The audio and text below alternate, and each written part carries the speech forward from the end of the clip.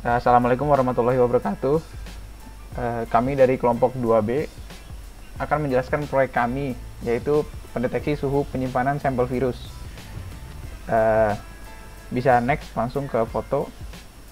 Ya, perkenalkan dulu anggota kelompok kami. Dari yang paling kiri, ya, fotonya itu Arif Saferman, dan yang di tengah Farid Muhammad Rahman, dan paling kanan saya sendiri, Yogi Wisesa. Next. Kami memilih ide proyek ini karena fenomena yang sedang kita hadapi, yaitu pandemi virus COVID-19. Untuk menangani fenomena ini tentunya kita perlu membuat vaksin. Nah, dalam pembuatan vaksin tentunya akan ada banyak trial dan error yang dibutuhkan agar agar vaksin bisa sempurna, dan trial dan error itu tentunya akan memerlukan sampel virus untuk pembuatannya. Agar peneliti ini tidak perlu untuk terus-menerus mengambil sampel karena itu cukup berbahaya, dan sekaligus untuk menghemat waktu dibutuhkan penyimpanan agar selalu tersedia sampel virusnya. Nah, dalam penyimpanan sampel virus ini dibutuhkan suhu yang optimal di bawah 0 derajat agar sampel virus ini tidak rusak. Maka kami memilih ide untuk membuat alat monitoring yang memantau suhu penyimpanannya untuk mencegah kerusakan sampel jika disimpan dalam waktu yang cukup lama. Next. Nah, di sini ada alur kerja dari alat kami. Jadi dari awal pengecekan suhu ambient temperature atau suhu ruangan TMP36 dengan TMP36, lalu akan dicek apakah suhunya di atas atau di bawah 0 derajat. Jika iya, maka AC tambahan akan dihidupkan, lalu suhu akan di-print di LCD, lalu kembali pengecekan suhu. Jika suhu sudah di bawah 0 derajat, maka AC tambahan akan dimatikan, lalu suhu yang terbaru juga akan di-print di LCD, lalu kembali ke pengecekan. Jadi pengecekan yang dilakukan oleh alat kami ini akan terjadi terus-menerus selama Arduino menyala. Next. Ya, berikut ini beberapa komponen yang kami gunakan dalam proyek kali ini. Yang pertama, kita menggunakan dua Arduino. Yang pertama satu sebagai master, satu sebagai slave. Master akan digunakan untuk mengaktifkan slave-nya. Dan TMP36 ini adalah sensor suhu yang dipakai untuk mengukur suhu ruangan. Nah, 9 volt battery ini untuk sebagai daya DC motor. DC motor di sini sebenarnya hanya untuk simulasi kepada AC. Jadi karena di Tinkercad tidak ada AC, jadi kami simulasikan dengan DC motor. L293D ini adalah controller DC motornya, dan 5 volt regulator untuk sebagai regulator daya untuk L293D-nya, karena tidak bisa lebih, tidak bisa kurang. Setelah ini akan lanjut ke penjelasan kode. Lanjutkan oleh teman saya, silakan. Nah, iya. Jadi di sini kita kan tadi udah dijelaskan sama teman saya ya. Kita pakai dua Arduino. Nah, kita mulai dulu dari yang master. Nah, di master Arduino ini sebenarnya kita cuman sebagai pemberi trigger sinyal aja. Jadi ngasih tahu kalau ini saatnya sekarang slave-nya harus bekerja gitu ya. Kita cuma ngirim sinyal wire begin aja. Nah, wire begin ini tuh sebagai ya inisialisasi komunikasi sebagai master gitu ya. Udah, lain-lainnya cuma sebagai pelengkap saja. Kita lebih banyak mainnya di slave. Nah, di slave kita bakal ngedefine setiap variabel-variabelnya nih, sebanyak ini variabel-variabelnya, mulai dari slave address-nya sama answer size dari slave kepada master. Lalu ada liquid crystal. Liquid crystal ini pin-pin yang bakal dipakai oleh Arduino untuk ke LCD. Jadi kita make library liquid crystal ini. Terus wire.h ini library untuk I2C communication, karena di Tinkercad ini ternyata tidak bisa pakai Liquid Crystal I2C yang sebagaimana bisa dipakai di Arduino pada umumnya. Cuman nggak support kayaknya di Tinkercad ini. Jadi harus pakai library yang lain. Nah, lalu di sini kita lihat ada blok-blok kode ya. Di sini ada byte degree. Ini merupakan custom degree simbol LCD, simbol di LCD. Jadi kan kalau kita lihat di LCD itu kan ini ya, dia ada pixel-pixelnya tuh tiap kotak. Nah itu kan 5 kali 8 pixel. Nah ini tuh saya ngebuat sebuah custom kode supaya dia ngebentuk simbol derajat gitu di atas. Jadi kita custom pakai kode ini, pakai biner. Ini pokoknya jadi baris 1, baris 2, baris 3 ya. Terus kita masuk ke function setup. Nah, di function setup ini karena dia sebagai ini ya, yang ini Arduino ini sebagai slave, maka kita wire begin-nya masukin address dari slave address untuk ngasih tahu kalau Arduino ini tuh berfungsi sebagai slave. Terus ini ada pemanis, jadi saat mulai ada setup-nya untuk starting, dia bakal ngeprint sebuah kayak ya inisialisasi bahwa alatnya itu udah lagi nyala.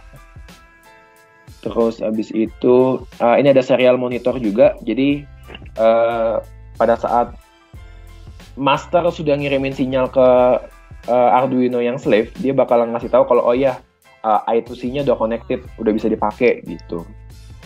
Terus juga ada setup pin buat driver. Nah, lalu kita masuk ke function loop. Di function loop kita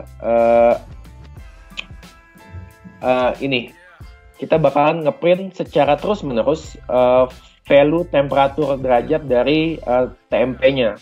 Jadi kita ngasih lihat temperatur di LCD secara real time. Jadi dia terus-menerus secara ngelooping ngeprint suhunya tuh sampai suhu berapa. Lalu, nah ini untuk, ini buat nge-create simbol derajat Celsiusnya. Jadi harus dipanggil dia tadi yang fungsi degree-nya, lalu di print di LCD supaya ngebentuk derajat bentuknya itu sempurna.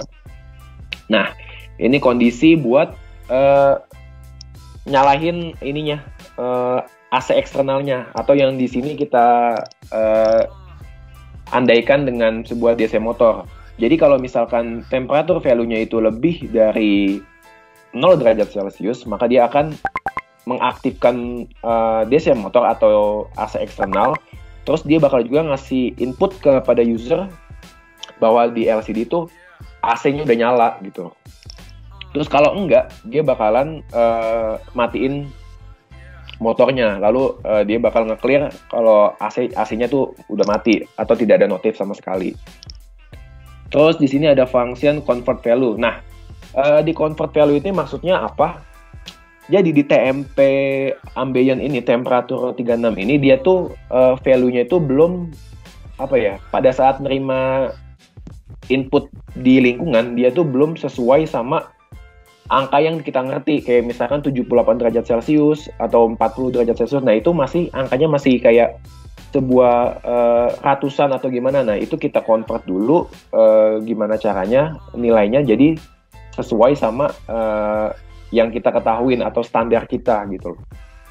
Dengan cara ya ini dikali 5.000 dibagi 1.024 dibagi 10 terus dikurangi 50. Ya pokoknya ini sebuah ketentuan lah, kalau pakai TMP36 harus dikonvert dulu supaya ininya sesuai suhunya. Terus ini ada function scrolling. Jadi kalau nanti kalian lihat di awal-awal mulai itu ada animasi-animasi, ini cuma sebagai pemanis aja sih sebenarnya. Jadi agak kelihatan lebih seru aja di LCD-nya. Oke. Selanjutnya bakal ada animasinya yang dijelaskan oleh teman saya. Oke. Saya akan melanjutkan presentasi, yaitu ke bagian simulasi. Perlu diketahui bahwa pada dasarnya proyek ini bertujuan untuk tetap menjaga stabilitas suhu dari sampel COVID-19 yang diambil. Ketika suhu ini dingin, maka laju pertumbuhan virus tidak akan berjalan, sehingga jika sewaktu-waktu dibutuhkan, tidak akan mengubah struktur dari sampel ini. Hal ini akan sangat memudahkan para peneliti dalam membuat vaksin dari COVID-19. Jadi mari kita start simulasinya.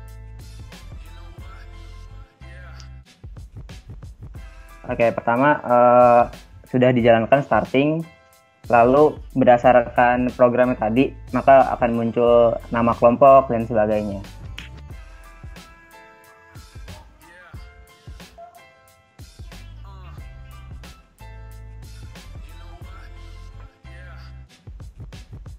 Oke, I2C connected.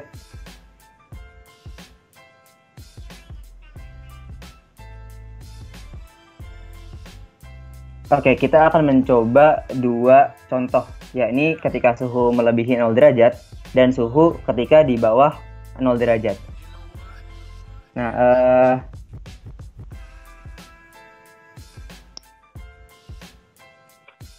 oke.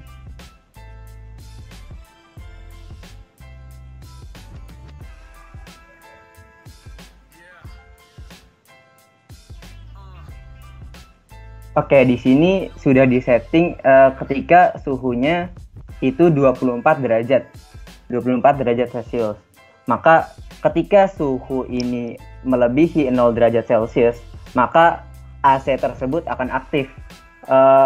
AC tersebut aktif ketika motornya aktif juga. Nah, motor di sini aktif ditandai dengan RPM-nya juga aktif. Maka ketika motor ini aktif, maka AC pun aktif yang fungsinya adalah untuk menjaga suhu tersebut agar tetap di bawah 0 derajat. Nah, sekarang kita coba simulasi dengan suhu minus atau di bawah 0 derajat.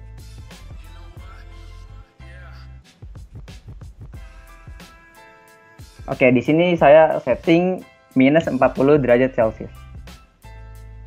Oke, tidak terjadi apa-apa. Karena apa? Karena ketika suhu ini di bawah 0 derajat, maka motor tersebut tidak aktif. Ditandai dengan RPM-nya tetap 0. Dan ketika motornya tidak aktif, maka AC pun tidak aktif juga. Sehingga kenapa tidak aktif? Karena tugas dari program ini, tugas dari alat ini adalah menjaga stabilitas suhu di bawah 0 derajat. Karena ini udah 0 derajat, maka nggak aktif. Maka ketika suhunya di atas 0, baru motor ini akan aktif dan AC juga akan aktif untuk menjaga stabilitas suhu. Nah, mungkin itu simulasi yang menjelaskan program dari kami kelompok 2B. Demikian presentasi yang dapat kami sampaikan dari kelompok 2B. Kurang lebihnya mohon maaf. Semoga bermanfaat. Wassalamualaikum warahmatullahi wabarakatuh.